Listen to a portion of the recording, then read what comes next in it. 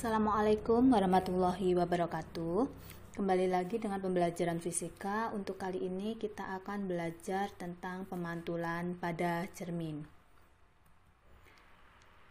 Yang pertama, kita akan mempelajari tentang macam-macam cermin. Nah, cermin itu dibagi menjadi cermin datar, cermin cekung, dan cermin cembung. Di mana cermin cekung dan cermin cembung ini adalah termasuk ke dalam cermin lengkung. Nah, sekarang hukum pemantulan cahaya atau hukum Snellius. Yang pertama, sinar datang, garis normal, dan sinar pantul terletak pada satu bidang datar. Ya, sinar datang, garis normal, dan sinar pantul terletak pada satu bidang datar. Kemudian untuk hukum yang kedua, itu sudut datang sama dengan sudut pantul. Sudut datang I sama dengan sudut pantul R. Nah, cermin itu berlaku sebagai bidang pantul. Jadi ini cermin ya. Ini cermin itu dia berlaku sebagai bidang pantul. Sedangkan bidang datar adalah bidang khayal yang tegak lurus dengan bidang pantul. Nah, jadi yang dinamakan bidang datar itu ini. Ini ya, yang di garis kotak putus-putus ini. Ini adalah bidang datar. Kenapa digambarkan dengan garis putus-putus? Itu karena bidang datar ini adalah bidang khayal. Jadi ini sebenarnya tidak ada. Ya, ini hanyalah bidang khayal yang digunakan untuk membantu dalam penggambaran pemantulan pada cermin seperti itu. Nah, kemudian garis normal, nih garis normal N adalah garis khayal yang tegak lurus dengan bidang pantul. Nah, ini garis normal juga digambarkan dengan garis putus-putus karena ini juga termasuk garis khayal yang tegak lurus dengan bidang pantul, yaitu cermin. Jadi mungkin selama ini kita menganggap bahwa pada hukum Snellius itu kan tadi sinar datang, garis normal, sinar pantul itu terletak pada satu bidang datar. Nah, mungkin kita selama ini menganggapnya bidang datar itu adalah cerminnya ini. Nah, itu sebenarnya salah ya. Jadi cermin ini adalah bidang pantul. Yang disebut dengan bidang datar adalah bidang khayal yang tegak lurus dengan cerminnya itu sendiri. Jadi seperti itu. Nah, sekarang ini adalah contoh penggambaran pencerminan pada cermin datar atau pemantulan pada cermin datar nih. Nih, sinar datang, garis normal, sinar pantul terletak pada satu bidang datar, sudut datang sama dengan sudut pantul. Kemudian gambar yang kedua. Nah, bayangan itu adalah hasil perpotongan antara sinar pantul pertama atau perpanjangan sinar pantul pertama dengan sinar pantul yang kedua. Ini contoh lagi.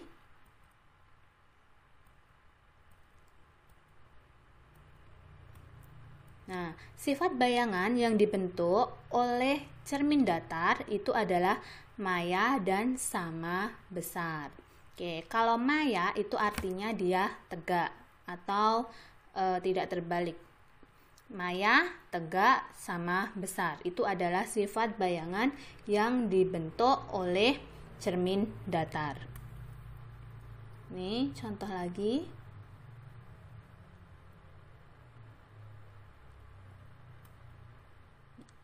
Nah, sekarang benda di antara dua cermin datar.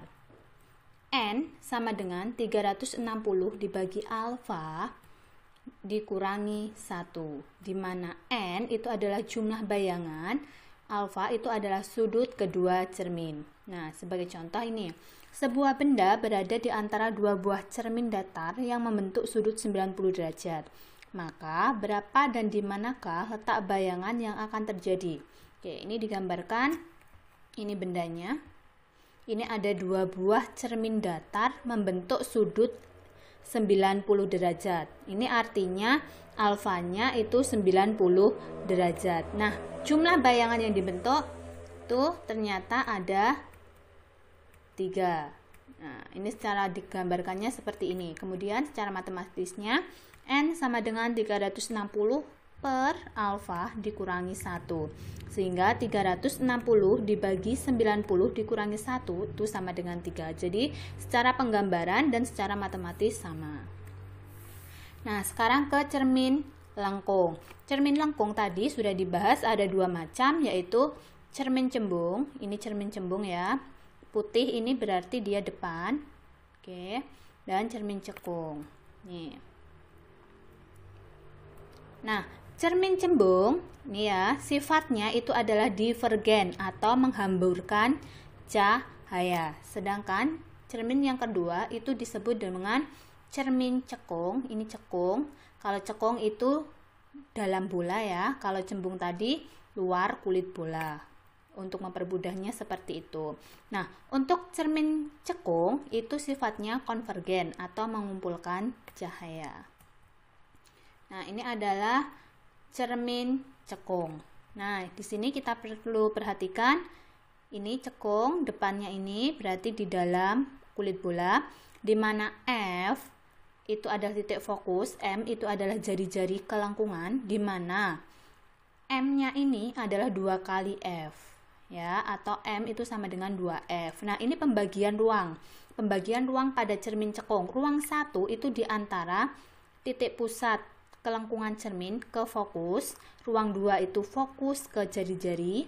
Dan ruang 3 itu jari-jari sampai tak terhingga. Sedangkan ruang 4 itu di belakang cermin. Ini pembagian pada cermin cekung. Pembagian ruang ya. Ini fokus R. Nah, F dan R-nya atau F dan jari-jari kelengkungannya itu positif. Kenapa? Karena dia berada di depan cermin.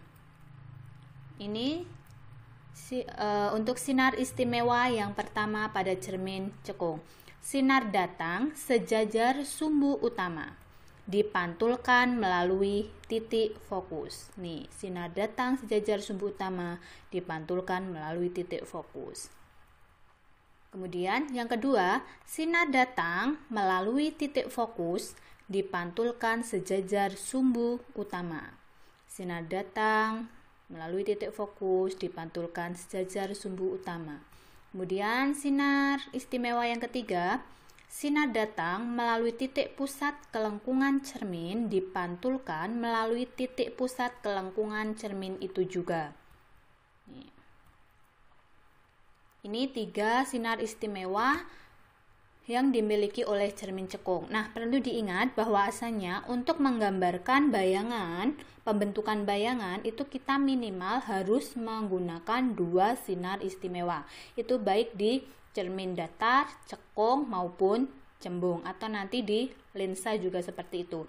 Kita saat menggambarkan pembentukan bayangan minimal harus menggunakan 2 sinar istimewa. Contohnya ini ada benda di belakang titik pusat kelengkungan ya di sini, artinya di sini di ruang 3. Proses pembentukan bayangannya, sinar istimewa yang pertama yang digunakan, sinar datang sejajar sumbu utama dipantulkan melalui titik fokus. Sinar datang melalui titik fokus dipantulkan sejajar sumbu utama. Ternyata bayangan yang dibentuk itu nih. Ini adalah bayangan yang dibentuk. Nih, ada di ruang 2. Sifat bayangannya sejati. Sejati nama lainnya adalah nyata. Kalau nyata itu pasangannya selalu terbalik. Jadi yang perlu diingat itu adalah sejati atau nyata itu pasangannya terbalik. Kalau maya itu pasangannya adalah tegak. Itu yang perlu kita ingat terlebih dahulu. Jadi ini untuk bayangannya sejati atau nyata terbalik diperkecil dan bayangan ada di ruang 2. Oke, saat benda ada di ruang 2, kita perhatikan bayangan yang dibentuk. Oke, ternyata bayangan berada di ruang 3. Sifatnya sejati, terbalik, diperbesar dan di ruang 3. Kenapa tadi sejati ini juga sejati? Karena bayangan yang terbentuk itu ada di depan cermin. Jadi kalau ada di depan cermin itu adalah sejati atau nyata. Pasangannya nyata itu adalah terbalik seperti itu. Kemudian ini benda di ruang 1. Maka bayangan yang dibentuk Nah, ini perpanjangan sinar pantul. Ternyata bayangan yang dibentuk itu ada di ruang 4 atau di belakang cermin, sehingga sifatnya maya, tegak, diperbesar dan di ruang 4. Kenapa maya? Karena ada di ruang 4 atau di belakang cermin. Kalau di belakang cermin itu maya. Pasangannya maya itu pasti selalu tegak dan diperbesar. Dari gambar terlihat itu diperbesar dan berada di ruang 4. Nah, sekarang untuk cermin cembung. Nah, ini adalah cermin cembung. Kalau cermin cekung tadi dalam kulit bola, kalau cermin cembung itu luar kulit bola. Ini yang putih ini artinya di depan ya, berarti ini cerminnya yang depan ini. Nah, ini adalah luar kulit bola. Nah, ternyata fokus sama jari-jari kelengkungan itu di belakang cermin. Nah, ruangnya berarti ruang 4. Oke, ruang 4 ini ya, itu ada di depan cermin. Karena apa? Ruang 1 itu, pokoknya kalau ruang 1 itu antara antara pusat kelengkungan sampai ke fokus, entah itu di cermin atau di lensa. Itu pokoknya kalau ruang 1 itu antara pusat kelengkungan ke fokus, kalau ruang 2 itu fokus ke jari-jari, kalau ruang 3 itu jari-jari seterusnya, dan ruang 4 itu berarti sisanya. Seperti itu, ruang di sisanya. Nah, ini untuk cembung berarti ruang 1, 2, dan 3 itu di belakang ya, karena fokus dan jari-jarinya itu di belakang cermin, dan ruang 4 itu ada di depan cermin. Nih, fokus dan jari-jari di belakang sehingga tandanya harus negatif. Itu bedanya. Sekarang untuk sinar istimewa. Sinar istimewa yang pertama, sinar datang sejajar sumbu utama dipantulkan seakan-akan dari titik fokus. Nih, sinar datang sejajar sumbu utama dipantulkan seakan-akan dari titik fokus. Kemudian sinar istimewa yang kedua, sinar datang menuju titik fokus dipantulkan sejajar sumbu utama. Sinar datang menuju titik fokus dipantulkan sejajar sumbu utama. Dan untuk yang ketiga, sinar datang menuju titik pusat kelengkungan cermin dipantulkan melalui titik pusat kelengkungan cermin itu juga. Nah, ini 3 sinar istimewa pada cermin cembung. Nah, sekarang untuk pembentukan bayangan. Diingat, benda itu berarti selalu di depan cermin. Tidak mungkin kita bercermin itu di belakang cermin. Itu kan tidak mungkin. Sehingga benda itu tempatnya selalu di depan cermin. Nah, kalau tadi cermin cekung, berarti kan yang ada di depan cermin itu ada di ruang 1, 2, 3. Makanya tadi pembentukan bayangannya itu ada 3 kemungkinan. Tapi kalau untuk cermin cembung, itu kan yang di depan cermin itu hanya satu ruang aja, yaitu ruang 4. Nah, seperti ini. Ini bendanya ada di ruang 4, karena di depan cermin itu hanya di ruang 4. Maka pembentukan bayangannya, kita minimal menggunakan 2 sinar istimewa. Nah, ini oke, diperpanjang hingga ini. Nah, maka bayangan yang dibentuk itu ada di ruang 1 dan di belakang cermin. Sehingga sifat bayangannya maya diperkecil, tegak di ruang 1. Maya, kenapa? Karena di belakang cermin. Pasangan maya itu selalu tegak dan diperkecil di ruang 1. Itu sifat bayangan pada cermin cembung. Sudah tidak ada sifat bayangan lagi, tidak ada kemungkinan lagi. Kenapa? Karena di depan cermin cembung hanya ada satu ruangan.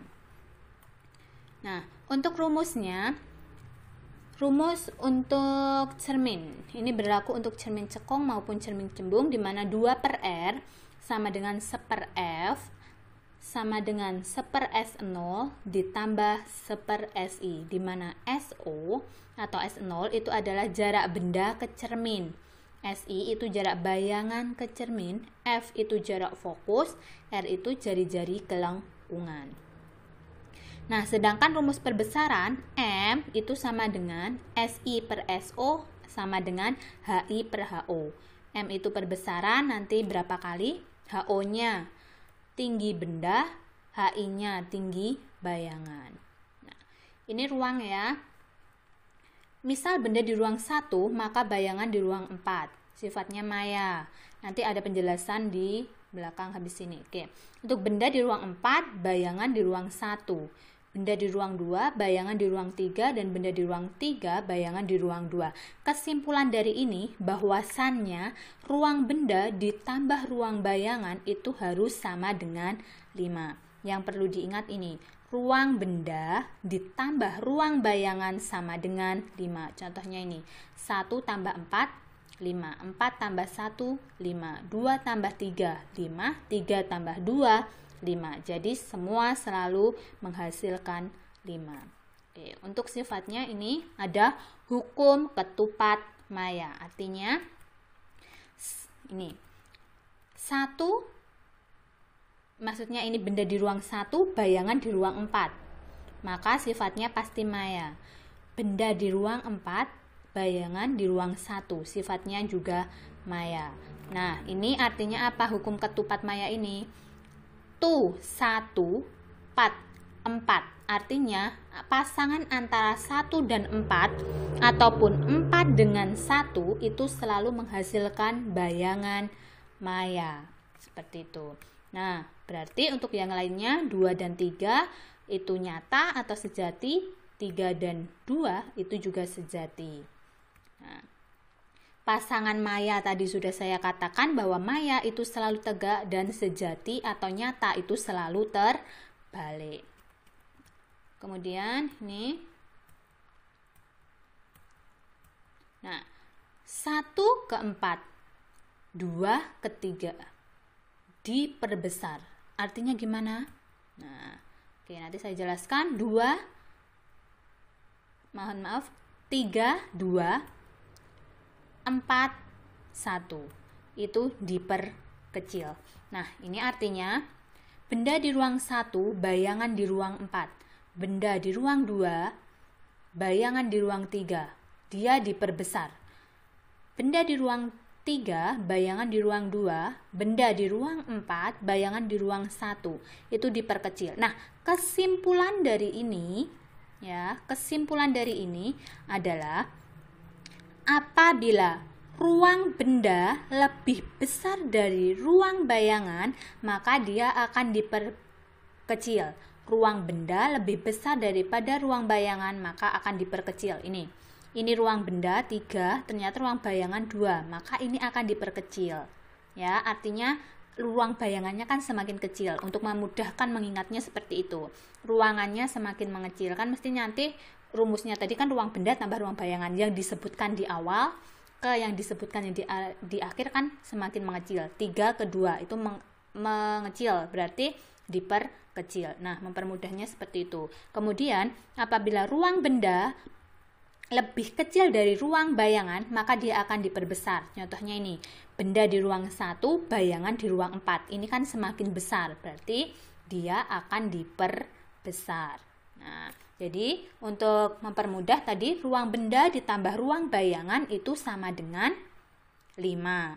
Nah, apabila ada pasangan 1 dan 4, maka bayangannya pasti maya. Kalau maya pasti akan terbalik. Oke. Terus kemudian apabila ruang benda lebih besar daripada ruang bayangan, maka dia akan diperkecil, dan apabila ruang benda lebih kecil daripada ruang bayangan, maka dia akan diperbesar. Itu untuk mempermudah mengerjakan soal-soal nantinya tanpa menghitung apabila tidak diminta untuk besarannya. Nah, sebagai latihan ini, sebuah benda berada 12 cm di depan cermin cekung yang jari-jari kelengkungannya 20 cm. Di manakah letak bayangan yang terjadi? Nah, diketahui SO 12 cm, R-nya 20 cm yang ditanyakan SI. Nah, 2 per R sama dengan 1 per SO plus 1 per SI. 2 per 20 sama dengan 1 per 12 tambah 1 per SI. 1 per SI sama dengan 2 per 20 min 1 per 12. 1 per SI 2 per 120 min 1 per 120. Disamakan penyebutnya ya. Kemudian 1 1/SI sama dengan 1/20, sehingga SI sama dengan 120/1. Artinya ini dia dibalik, harus dibalik. Ingat, harus dibalik. Kalau masih 1/120 itu masih 1/SI, padahal yang ditanyakan SI, sehingga SI itu 120/1 sama dengan 120 cm. Karena SI-nya positif, maka artinya dia di depan cermin. Kalau di depan, maka dia nyata atau sejati. Kalau nyata berarti dia selalu tegak, seperti itu. Untuk mengetahui perbesaran itu nanti bisa dicari M sama dengan SI/SO. Apabila SI lebih dari 1 maka dia diperbesar, SI kurang dari 1 berarti diperkecil. Kalau SI sama dengan apabila M lebih dari 1 itu berarti diperbesar. Kalau M kurang dari 1 itu berarti diperkecil. Kalau M sama dengan 1 berarti sama besar. Itu untuk menentukan itu diperbesar atau diperkecil melalui perhitungan. Ini tanda min pada SI maya. Kalau maya pada T selalu tegak. Untuk F bertanda positif berarti cekung. Oke, ini cekung ya. Ini F bertanda positif, ini cekung. Mohon maaf, ini berarti ada kesalahan tulis. F bertanda positif itu adalah cekung, F bertanda negatif itu cembung. Ini terbalik. Mohon maaf, ini terbalik. Ini terbalik tanda. Oke, ini untuk yang contoh yang ketiga, cermin cekung. Oke, cermin cekung benda berada di ruang 1. Oke, kalau benda di ruang 1, maka bayangan ada di ruang 4, karena 1 plus titik-titik sama dengan 5, sehingga ruang bayangannya itu 4. Kalau 4 itu berarti kan di belakang.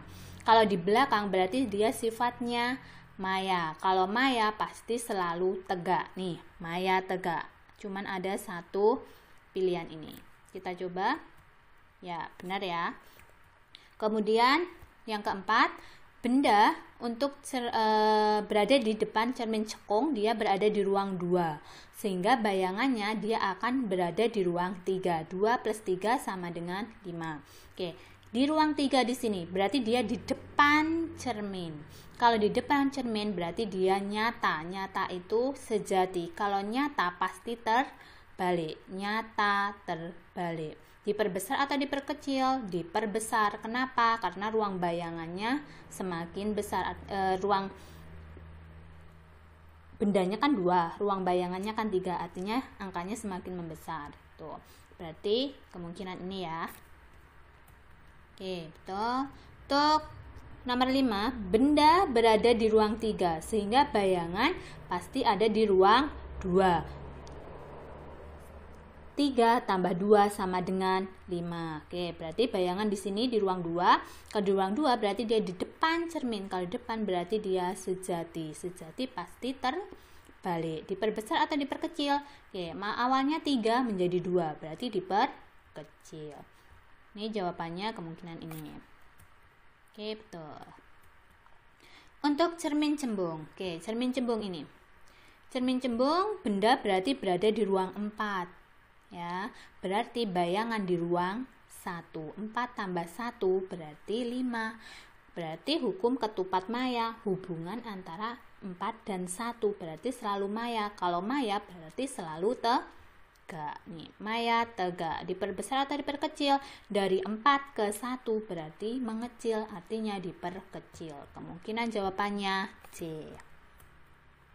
Oke. Nah, cukup sekian pembahasan untuk materi tentang pemantulan pada cermin untuk kali ini. Semoga bermanfaat, silahkan dicermati, dan semoga video ini cukup membantu pemahaman kalian dalam memahami materi pemantulan pada cermin. Terima kasih atas perhatiannya. Wassalamualaikum warahmatullahi wabarakatuh.